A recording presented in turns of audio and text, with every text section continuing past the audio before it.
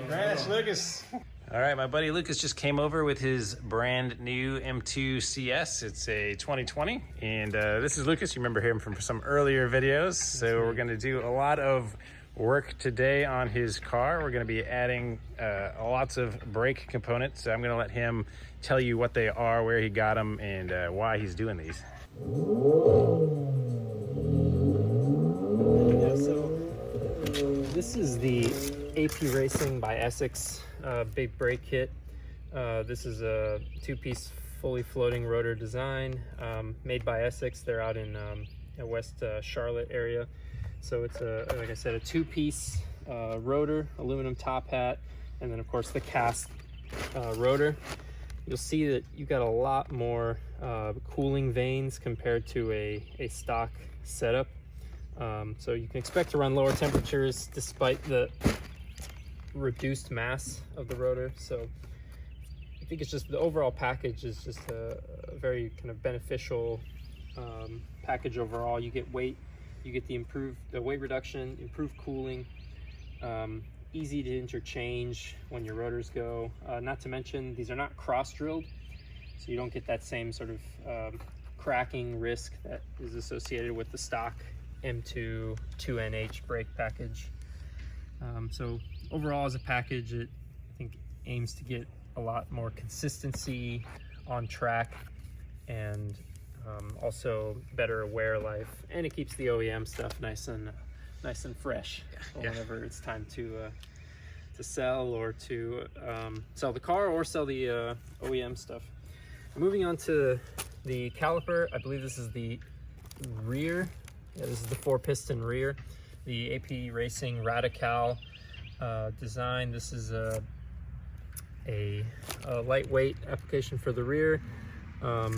This is I would say, kind of a track-oriented caliper. It doesn't have those dust boots around the pistons. It has anti-knockback springs, and so it's going to be a little more track-oriented. Pretty easy to change the pads. You have this retaining feature on top, and you just slide it out, and we'll see that a little bit more during the installation. And then of course also got the stainless steel brake lines. I think just improve the feel, get a little bit better consistency through the pedal in terms of the response of the pedal. And then some miscellaneous mounting hardware here. They got a pretty beautiful machined billet caliper mount. And then finally to the pads, I'm going with a newer Ferodo DS 3.12. It is a relatively high mu, high temperature pad, but with good consistency across the board. We're gonna see how this does on the circuit in a couple of weeks, and should also be doing a little bit of daily driving on it. Might be a bit too aggressive for that, but in the worst case, I can always swap over to the DS 2500s for street or daily use. Nice. Now I'm kind of surprised that the stock one does not come with stainless steel lines. No, I believe it comes with some kind of hose from where the tube ends in the wheel well down to the caliper. I believe it is some kind of rubberized hose or other kind of material. Ah, interesting. All right, well, we'll find out. So this is what we're going to install, and now let's show you how to install them. Some regular ratchets, an electric one preferably, some tin snips, a breaker bar, and a little flathead screwdriver always comes in handy. And we have a little bucket here to catch some brake fluid from when we take apart the lines. So this is the factory OEM ones we are taking off, and we'll show you the new ones when we're done. So of course, just take the wheel off, break the nuts on the ground, and lift your car. So 10 millimeters, twist those things 90 degrees to pop that out. And then I'll just need to get the pry tool under that one. Yeah, Try the plastic. I don't like that. Where's that metallic one? Finally got the pin out. This thing's the hardest part of changing rotors and pads. Great. Just getting in here to the brake reservoir. Yeah. Put a couple Pull those around there. I noticed on my previous vehicle, if you let brake fluid seep down in here, it can get into the pedal assembly and really cause a squeak when you get moisture in there as well. So try my best. That's right, I remember that. Yeah, try my best to keep this as clean and as overspill free as I can. So just adjust the seat, put a bar, a piece of wood or something under there. 2x4 works great. Yeah, use the seat to keep it tight. And this is supposed to help us prevent fluid leakage, they say. Hey, Maylee. All right, this is Shop Dog. She's supervising, and Lucas is going to step us through, starting with the rears here. Right, so first thing we'll do is go ahead and remove the calipers. I think the easiest way to do that is probably to just disconnect the brake line first, and then since we have the brake pedal pushed, that should limit the amount of fluid that leaks down through here. Then we should be able to just slide the caliper right off, and then we'll proceed from there. All right, so we did the other side, but just as for your reference, by virtue of pushing that brake pedal down, you can expect just a minimal amount of brake fluid leakage, so just be prepared with a tarp, a catch can or something. And anyway, we'll go ahead and get started on this nut here. This is an 11mm, and we'll loosen that and disconnect the hose from the hard line.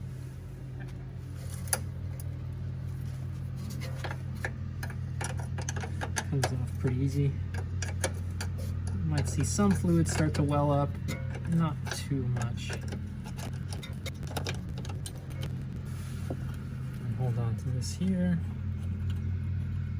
Okay, and just do a quick drain of the fluid inside this.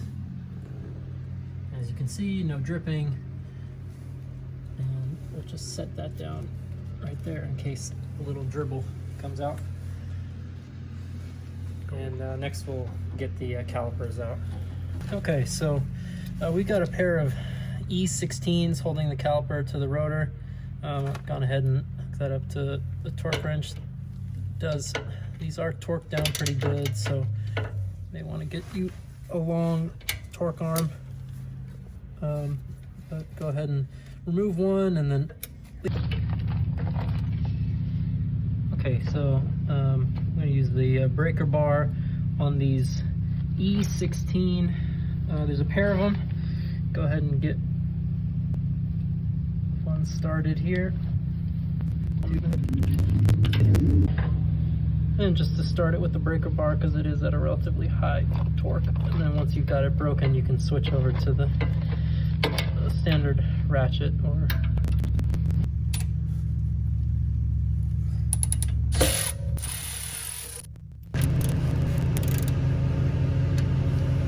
okay, now it's broken. We're ready to remove the caliper, but we'll just need to first disconnect our brake wear sensor from the pads and from the caliper itself. So we'll flip around to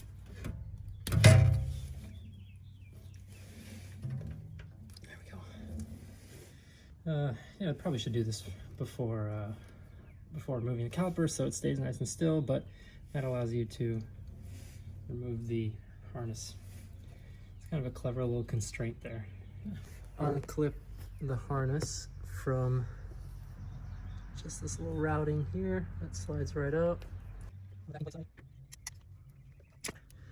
All right, now that we've loosened up the wear sensor, we'll go ahead and secure it as best we can back to the control arm, to this upper link here, and just use a couple of zip ties and make sure it stays out of the way of anything, any moving parts.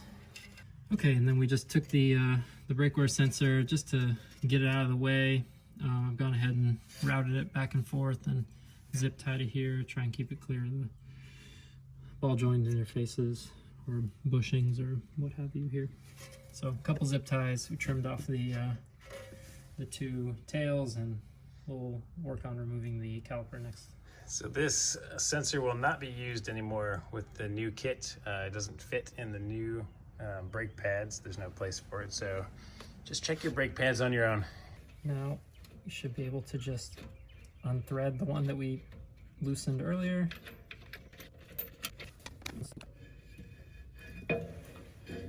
Calipers and mounting bracket come off. And I just want to highlight something. Notice that we're not disconnecting the calipers from the brackets at this point here. It's not advised to mess with that. Plus we need to get rid of these mounts here to make room for the Apex, the Essex AP Racing mounts. Okay, now we'll take our 6mm and remove these two retaining screws from the that looks like a bleed a little bit there. And remove the two retaining screws from the rotor hat. One thing, if you haven't already done so, after this step, you'll want to make sure to remove the parking brake, as you'll need to have that torque removed so you can actually remove the rotor. So just remove these two screws. Be careful, as the rotor does have a tendency to want to slide off. That's really it. Rotor should wobble off. And there's the rear 380mm. Now we got to cut this dust shield to get it off, huh? Yes, so Essex recommends removal of these dust shields from a cooling standpoint. And I believe it may also need to be removed to create clearance for the calipers themselves. So not really going to do too much exploring there. I'm just going to remove them. And so to get at them, you do have to manipulate the parking brake slightly.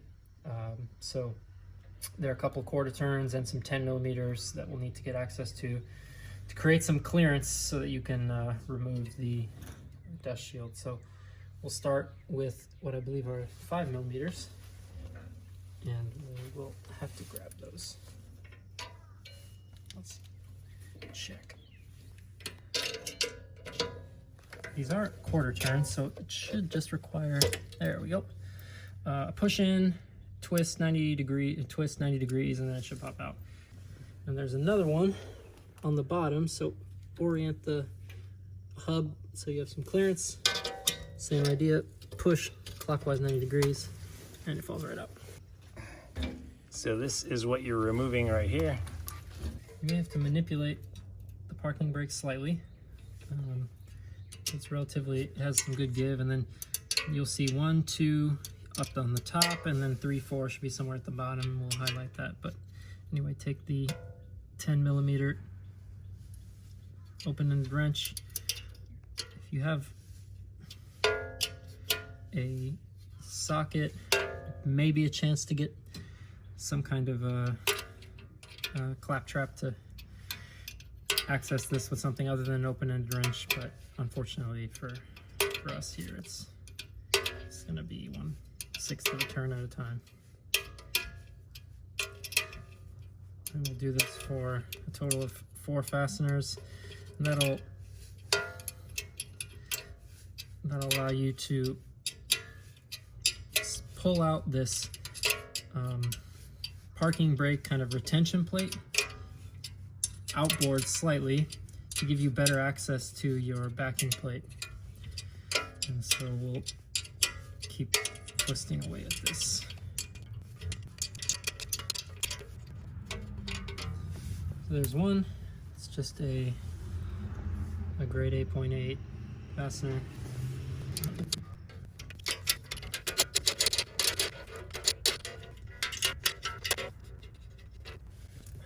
The ones at the bottom, again, you can kind of lift the lobe of the parking brake back just a little bit. Try not to lift too far because then you kind of dislodge it slightly.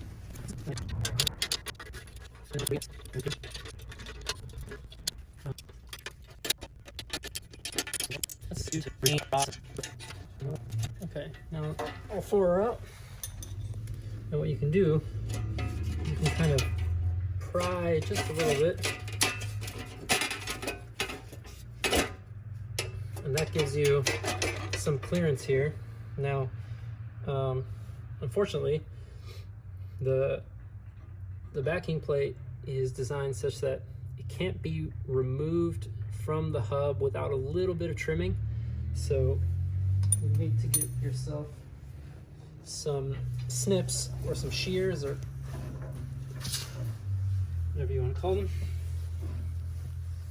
And what you're going to do is you're going to find a line right about here, and just cut about horizontal back towards the hub, and that'll just get you enough clearance to be able to sort of to just pry this out, kind of expand it, warp it just a little bit, not permanently, just enough to create some clearance.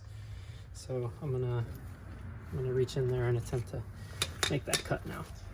But we're not gonna reuse this, right? So even if you do damage it, unless you're going back to stock, right, you don't have to worry about it too much.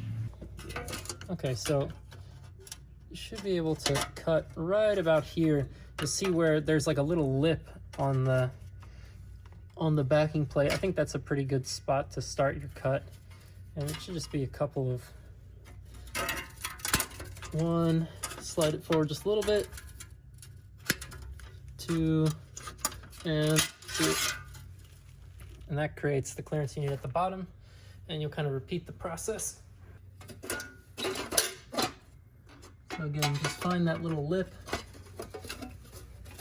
right about there. That should be enough, and then just cut inward.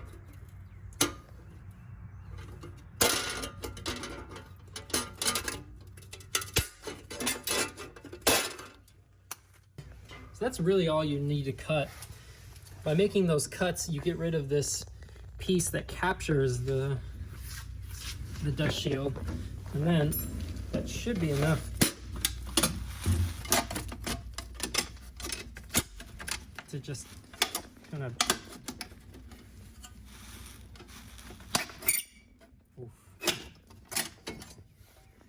so it'll squeal a bit, but you get it off mostly one piece, so you don't have to do a whole lot of surgery.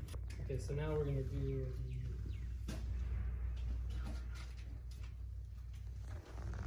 I've gone ahead and labeled my hardware here. This is the rear right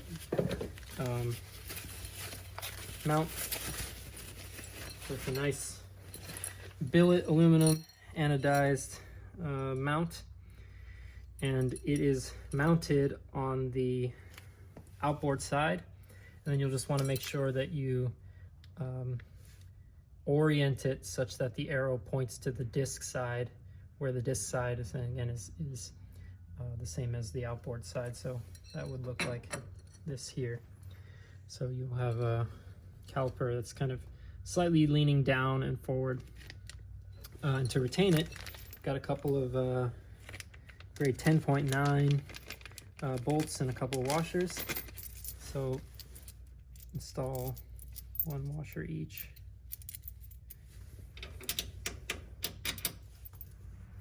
And we'll need to put just a dab of the Loctite 271 or Loctite Red. Got some here. So just a dab of the Loctite Red. Splashy.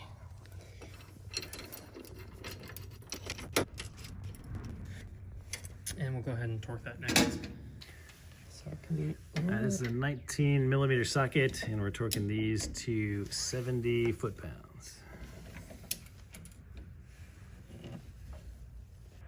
So you might have to do this one a 6th turn at a time. And before we get too much farther, let's go ahead and refasten the parking brake retaining ring and the parking brake itself. So the first step will be to get the retaining ring on there, and then we'll set the shoes back on. So it's just kind of a repeat of what we did before. We get our 10mm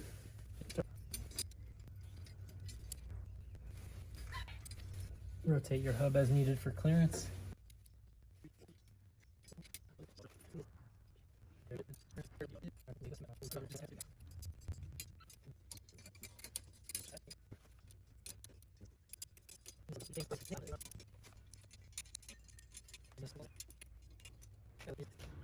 Bolts in. Now kind of reorient the parking brake slightly so that you can see where those two quarter turn fasteners. So you put them in horizontally to pass through. Then once you feed it through both the shoe and the backing plate, do the quarter turn while pushing.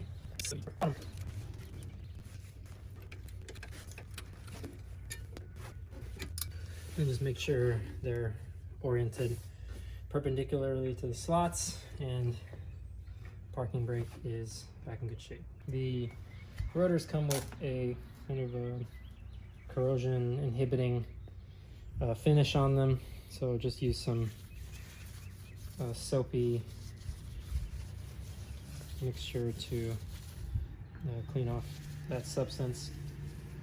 And you can get some rust after this, but that is normal. So you can see these rotors have that larger dish here where the parking brake will contact. As you'll see, the front I don't believe has quite this size of feature. So I've pulled these out of the box knowing that these are the right rears. However, if you're not sure, well, first of all, the rears, of course, are going to be smaller OD and fewer J hooks. But as far as right-left, you'll want to mount it such that when they spin, the J hooks look like they're kind of slicing through the air. The leading edges are going to be rotating forward as opposed to the other way around. So go ahead and take note of the position of the two alignment pins, and those will match on the hub, just so you don't have to do so much twisting after the fact. Carefully install. At this point, you'll want to hold the rotor. The rotor should sit flush. And here's one thing to mention: this is a relatively new car, but it's got 1,000 miles on it. But if you're replacing an older vehicle, between the rotor and the hub, if there's any debris or junk in there, just make sure you kind of clean that off, as this, you'll want this to be a very good contact.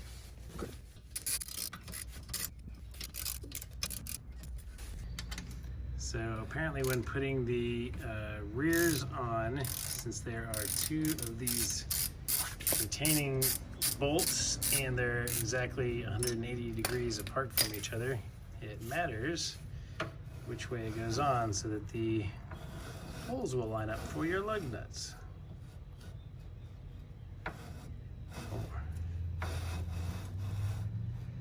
Ta-da! So make sure to pay attention to that.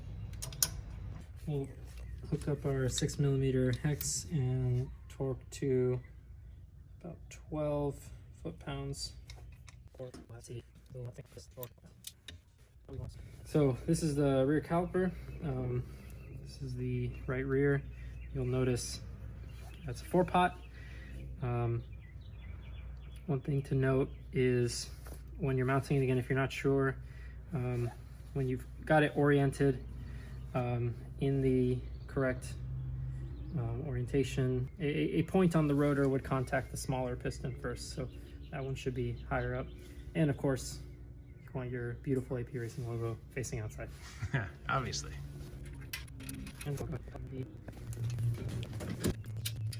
And each one of these gets one of the included washers and nuts.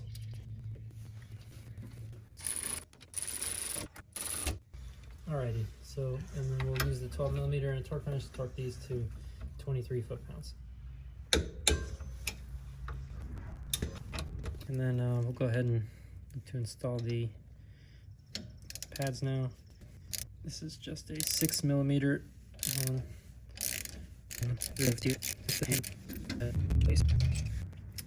This allows you to slide in the pads quickly and easily. As I mentioned before, using a Ferodo DS 3.12.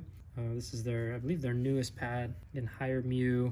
I've been told not too bad on the street for occasional use as well. So I'm gonna go ahead and throw those in. It's relatively straightforward. Slide right in. Just make sure you keep a finger on them because they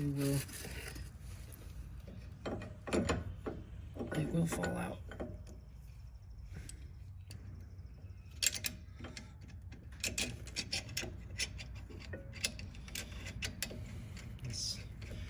This 9.5 foot-pounds is all you need. Okay, and Essex includes a stainless steel Spiegler braided stainless steel line. Go ahead and we'll use the included hardware to install the banjo on the back of the caliper, and then we'll connect this portion up here to the brake line. So install with one copper crush washer onto the banjo, install the other one, and then go ahead and thread that in. Thread it in up here. And then before you torque this down, just make sure you've got the banjo kind of positioned how you want it. It might rotate a little bit when you're torquing it, so you may have to just kind of adjust it while you're torquing. But all right, we'll go ahead and we'll just torque down the upper line, same way you removed the OE or whatever line you had previous. 11 millimeter and torque to 12 foot-pounds. Which is exactly right Here. there. Beep beep. There. All right, and then once you've got your banjo bolt with the copper washers sandwiching the banjo, go ahead and tighten this down.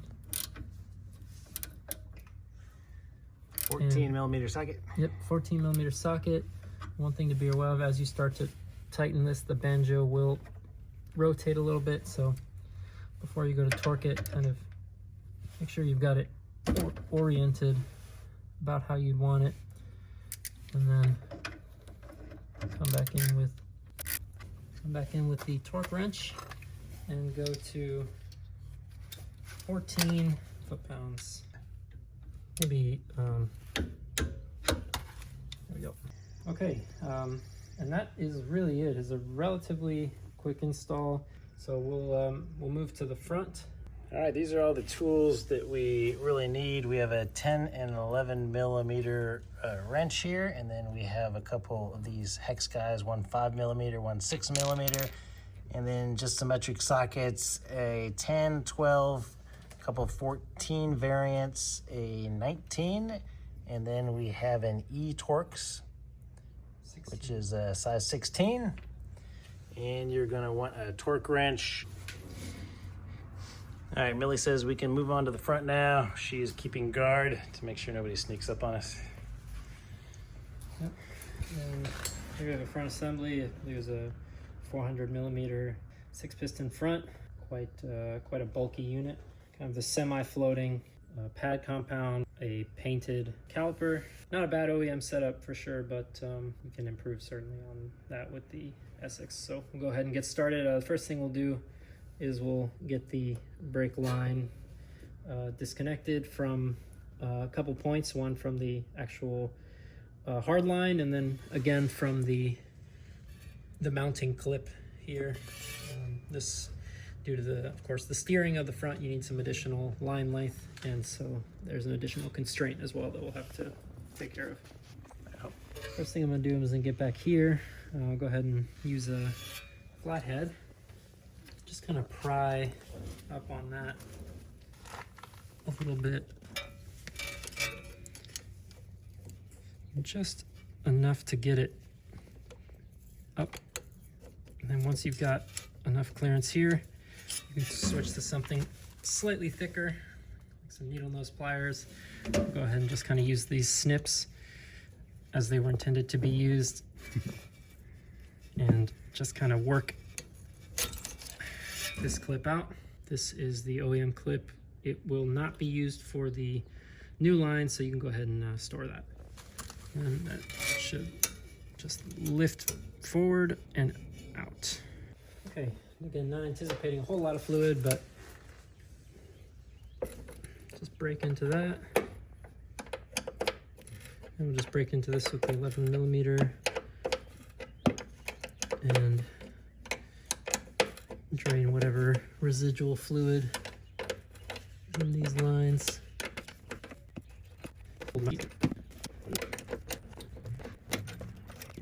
Just one drop of brake fluid, a couple drops. But as the other side of the hose is sealed off, and we don't really expect much dripping there. Okay, now we'll remove the caliper.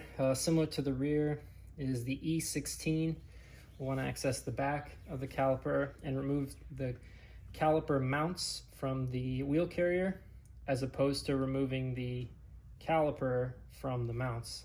All right, again, we've got one here and one here. So I'll go ahead and grab this bottom one.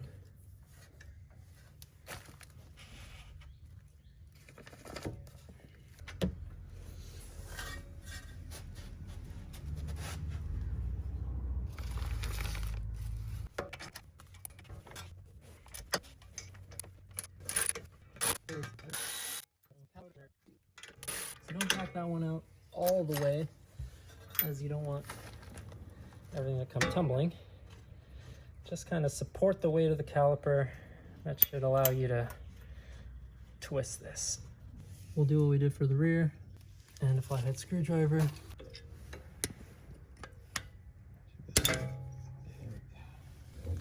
All right, so just to keep this nice and tight and kind of positively retained.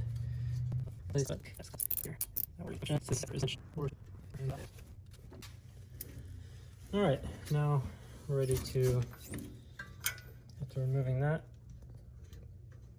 to remove the caliper. So remove the final fastener here. Remove this shim that's sitting between the wheel and the rotor, and go ahead and get your 5mm and remove the just two.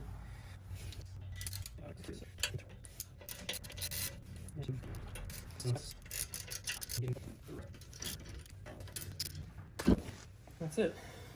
400mm fronts. We'll go ahead and remove the backing plates.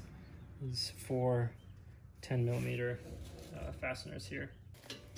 Use the gun.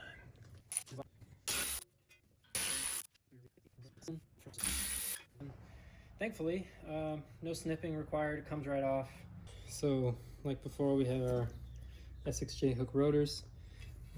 This is considerably lighter. Like I mentioned, the hat doesn't have any features for parking brake, so clearly this is not a rear brake. Not to mention the quantity of J-hooks, the size of the rotor, etc. So we'll go ahead and clean this off with some soapy, watery towel to clean off the compound, dry it off, and then we'll go ahead and mount it.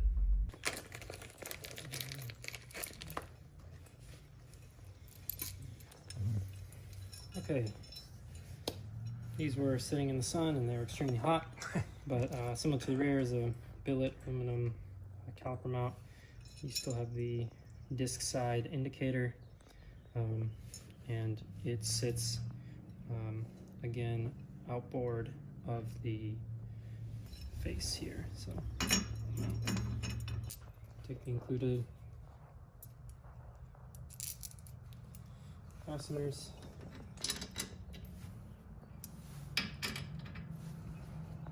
And poke those through.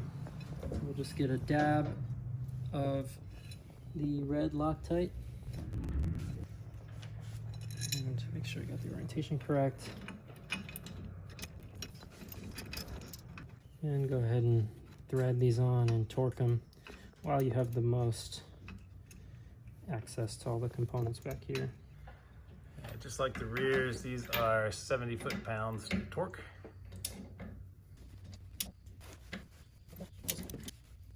What you don't want to get confused with the retaining pins.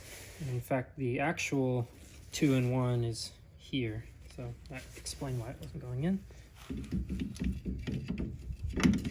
Now it sits. And then again, the rotor will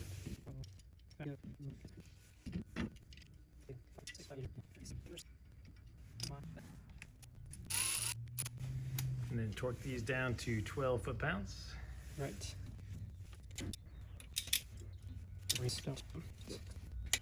So we'll go ahead and, well, you grab the caliper, but go ahead and remove, don't forget about the washer, a nut and one washer on each side. And now we'll install our, yeah, so these are the 9660s, an open back, kind of almost hot swappable design. This is not the 9668, which is the wider one, which allows you to run 25mm pads. That one you can even go so far as to get a spring clip bridge. I'm not planning on running any endurance, so I went with the lighter, narrow one. So again, in this case, because I know this is the front left, it's pretty straightforward as to the mounting, but there are a couple other hints, of course, where the face is, and then also the direction of rotation of the rotor. Again, the arrow pointing up. So when you mount this, that arrow should match the direction of rotor rotation. And then just take our washer and nut.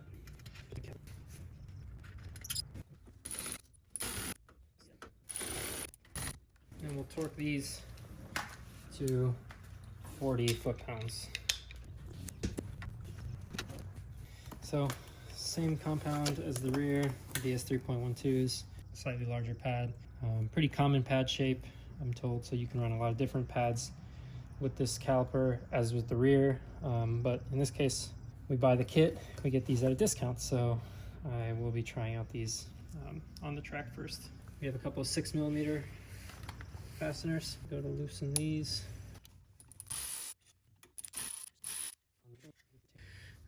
I feel like aluminum retaining features. Now with those removed, you can slide in our pads. So you were saying that they also sell some anti-rattle clips things? Right, yeah. So you did not get?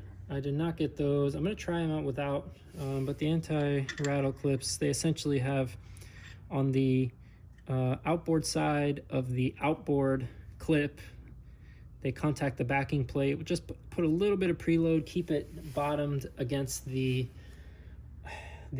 center portion of the caliper. They're said to reduce some noise. We're going to see how these go without them. If I can't stand it, then I might spring for the clips. But for now, we're going with the default option, which are these clips here. And I won't make the same mistake twice. We're going to install the outboard ones first.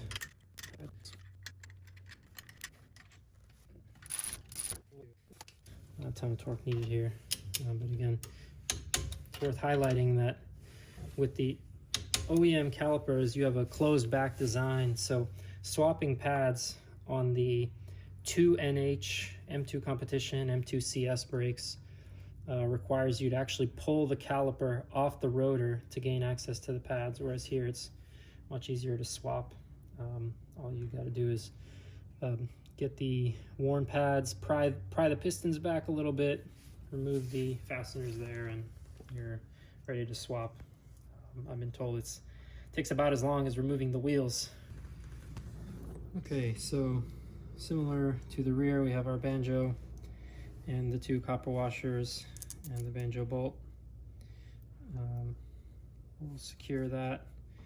And kind of what we'll be doing is we'll actually be routing it like this. So I'm going to flip the bolt, but we'll go back through the OEM mounting location, and we'll cinch that down with the Spiegler supplied clip. So first thing I'm going to do is flip this.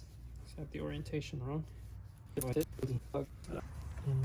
I'm just going to mount this approximately where it'll be. The essence is just sort of angle the banjo as needed to line up the fastener. Looks like I've got it there. Now, once it's in there, you can kind of mock up the routing and install on the chassis side here. So now that this is placed, I'm gonna go ahead and just start this one here. Make sure this little bridge stays oriented properly. And then that one will be an 11 millimeter.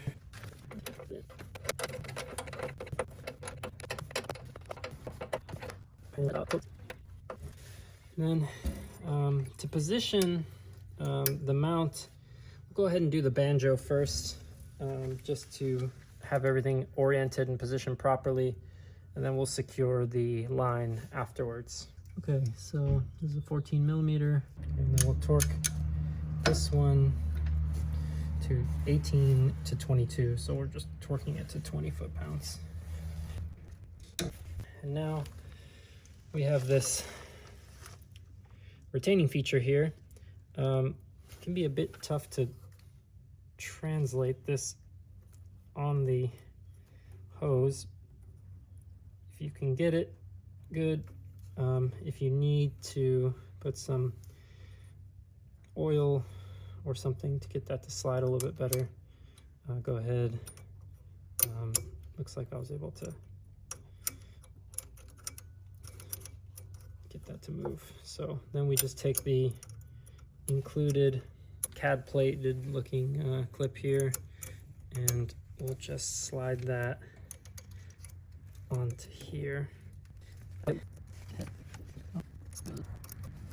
With this, you may have to squeeze a little bit. So it snaps in. Does seem to have a tendency to jiggle a little bit, so maybe get you a zip tie just to kind of secure that feature. But again, the idea behind this feature is to keep the brake line from translating. That would be sort of in the wheel well, and then it also gives you some slack for steering. So I'll go ahead and get a zip tie and get it around the OEM mount, just so everything stays secure. So now that everything is together, we just have to push some brake fluid back in here, because of course there's no brake fluid in here or in the stainless steel line. And to do that, we got some new SRF fluid, and there's a couple options. You can either remove the little filter basket and use a syringe or something and suck out the fluid that is in here before you start pumping the new stuff in, or you can just start pumping the new stuff in over this. Or a third option, what we're going to do is just press the brakes a few times to get some of this down, but not enough to let any air into your system. And then we're going to go ahead and put the SRF stuff back in here. So the kit I have, it's got this magnetic bottle. You can just attach it right to your rotor, which is awesome. And you just put the tube on the nipple. It's got an 11 millimeter interface, and you definitely want to use one of these type guys, not just an open-ended box wrench, because this puts pressure on all the different sides of it, but you can still slip it over with the hose on, because once you get the air out of it, you're going to want to be able to slip it back on like that and tighten it back up. So Lucas has just opened it up a little bit, so it'll start letting some fluid through here. Yep. And I guess we'll start just pumping the brakes to get the old fluid out of the system. Okay, so I'm just pushing it a little bit here, and we're getting fluid. And from here, I can even keep an eye on the reservoir just to make sure that we're not getting. All right, we got some good old Castrol SRF. And we'll be putting that in. I've been told it can go a season with this, so we'll give it a shot. So we also are going to use the Motive pressure bleeder. I'm going to put links to this stuff in the description so you can find it, but this pump is awesome if you've never used them before, and they're pretty inexpensive. And a little tip that I learned on these things is to punch you like a decent sized hole here and a tiny breather hole here. It pours really well. So we're just going to fill this thing up. At least if we have used the whole bottle, then we can be confident that we've got most of the... Let's put our lid on here. Twist that down tight. Because you're going to need an airtight seal. And this one I got came with the Euro Pro cap or whatever. So it just goes right on. And the Pro one, I guess, has a little swivel on it, so you don't have to wind your hose around and around. So just lock that on, and there's enough hose where you can set this on the ground to not have to worry about it spilling all over your car. So go ahead and close the bleeder over here, and then we're gonna go ahead and pressurize this thing to 15 PSI. It's got a nice little meter right on the front of it, so just pump away. All right, once we are at 15 PSI, there will be fluid getting pushed into here. And just be mindful not to gouge the caliper. So if we crack it open, it's gonna start pushing the old fluid through here. And of course, when you're bleeding cars, wherever your brake fluid reservoir is, you wanna start with the wheel that is, or the brake caliper that is furthest away. So in this case, the right rear wheel we're going to start with, and then go to the left rear, and then the front right, and then the front left over there. And just give it some gentle taps. If there's any air bubbles that are lodged, of course they're probably not going to come out the bottom, but just give it some taps with a non-marring mallet. Just help release any air that might be stuck inside the new caliper, since no fluid's ever been through it. Okay, and we're gonna let this one probably drain for a while as we need to get the new fluid through here. I imagine we'll probably see a change in... Yeah, sometimes you see a change in color, but sometimes if they're this similar and you've used your system a few times, the tube is a little bit discolored from just having old fluid in it, but a lot of times you can see the color change. I think that's why it used to be cool to use that blue stuff back in the day when that came out, because it was easy to see when the new stuff was coming out. Yeah, so when you get enough, just close off your nipple again. We'll come back and torque these later. Yeah, and then just disconnect the tube and just kind of pinch it from the bottom. Yeah, just pinch it so no fluid will really come out. As close to the nipple as you can pinch it. Yep. And then just, hold it up and it'll drain in there. And then go to number 2. So each of these calipers have 2 places to bleed them from. Just loosen him a touch and it'll allow the fluid to come out. It's kind of pinching up against the caliper, but now you can see that there's still some bubbles. Yep. Lots of bubbles. Get all those bubbles out. Not a super high flow rate, but you can see down here in the bottle that it's definitely, I think we're good. Yeah, you don't need to let too much out on the top, because all of the long time you leave it open at the beginning is getting it all out of the lines throughout the car, and now it's just getting between this spot right here. That's snugged up for now. And these bottles are cool because they have a little place that you can attach the tube on that other nipple down there on the bottle. And it'll just drain back into the bottle and pop that off and move on to the other side.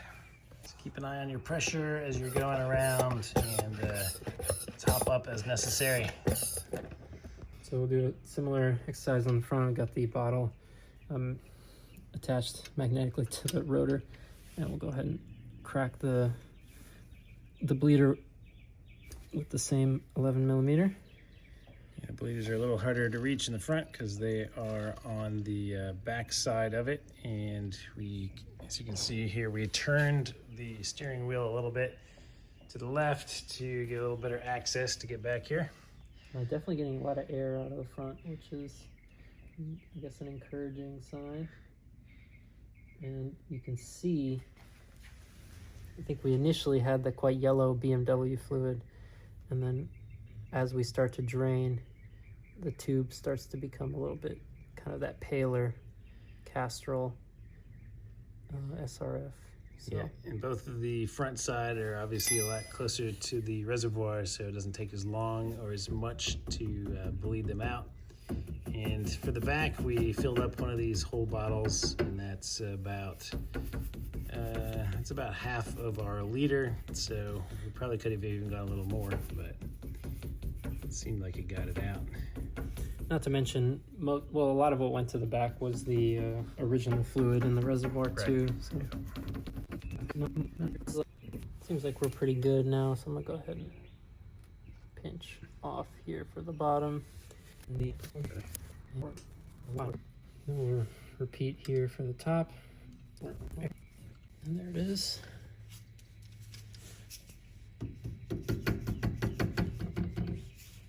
All right, the final step is we're going to start the car and press the brakes a few times just because the pads are still not close to the rotors, so we want to get those pistons activated a little bit and make sure that that does not suck our reservoir dry while we still have this hooked up. You'll hear the glorious sound.